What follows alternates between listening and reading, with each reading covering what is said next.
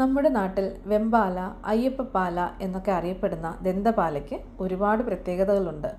വർഷങ്ങളായിട്ട് ആയുർവേദത്തിലും നാട്ടുവൈദ്യത്തിലും സിദ്ധവൈദ്യത്തിലും ഒരുപോലെ ഉപയോഗിച്ചു വരുന്ന ഒരു ദിവ്യ ഔഷധമാണ് ദന്തപാല തൈലം.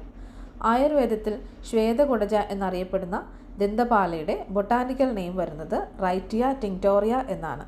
സോറിയാസിസ് പോലെയുള്ള ത്വക്ക് രോഗങ്ങൾക്ക് ഏറ്റവും പ്രധാനപ്പെട്ട ഒരു ഔഷധമാണ് ദന്തപാല തൈലം.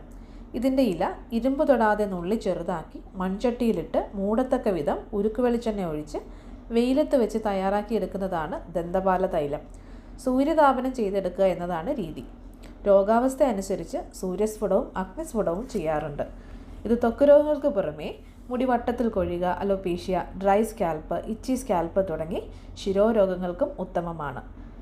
യഥാർത്ഥ ആയുർവേദ വിധിപ്രകാരം തയ്യാറാക്കിയെടുക്കുന്ന മരിയാസിൻ്റെ ദന്തപാല തൈലം മരിയാസിൻ്റെ ഒഫീഷ്യൽ വെബ്സൈറ്റിലൂടെയും വാട്സപ്പ് നമ്പറുകളിലൂടെയും ഓർഡർ ചെയ്യാവുന്നതാണ്.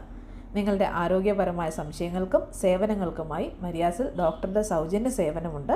താഴെ കാണുന്ന നമ്പറിൽ നിങ്ങൾക്ക് മരിയാസിൻ്റെ ഡോക്ടറുമായി കോൺടാക്റ്റ് ചെയ്യാവുന്നതാണ്. താങ്ക്